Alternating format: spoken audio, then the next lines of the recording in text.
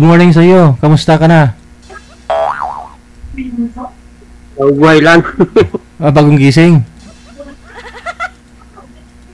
Saan nga po kayo ngayon, sir? Saan po sa Sorsogon? Sorsogon. Okay. Binata ho ito, no? Opo. Binata ho ito. Kamusta ho kayo nang nakausap po ninyo nung siguro mga 3 months ago na? Kamusta ho kayo? So, nakita ko yung kausap ko yung si ano doon sa live.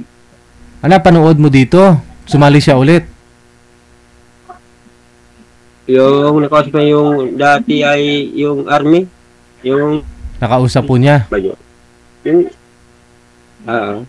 Hindi, kayo po. yung masik sa Kayo ho, kamusta ho kayong dalawa? Sino po? Ni Ami, itong nakausap niyo po. Wala pong taon tapos Ha? ini pag-tap ng live tapos na din. Ah, okay. After niyo mag-usap dito, wala na. Sige. Nag-commit ako nung yung kausap niya ay yung army. Nag-commit pa ako dun eh. Ah, anong comment? Masipag. Ano pong comment niyo?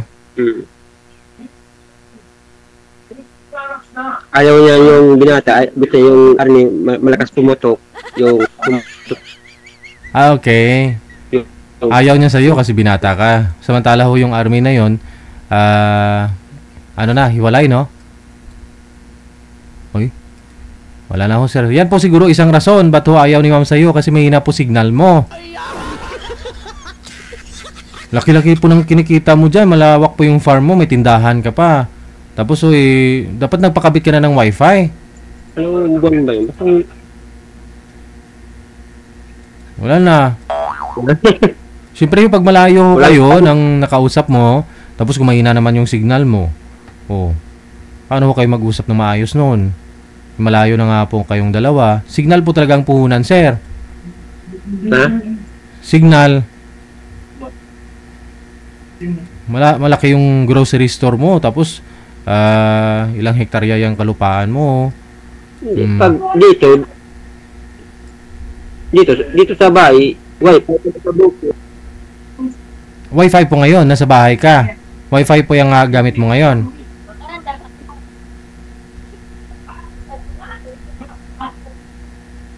Mahina ho.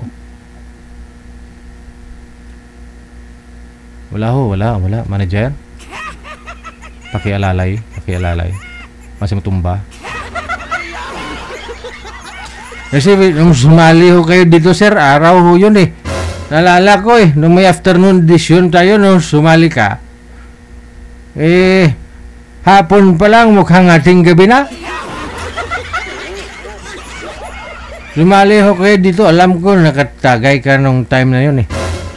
Siyempre, sino ba naman babae sa matinong makipag-usap kong lasing? May tindahan no kasi siya. Ngayon sa tindahan po niya, may mga bumibili ng alak. Bagay manager, no? Tapos, ako maputol yung live ko.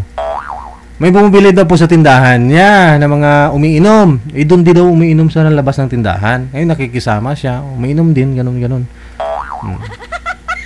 Bagay yung sa'yo siguro, sir, bigyan kita ng dalaga, no? Total binata ka pa naman.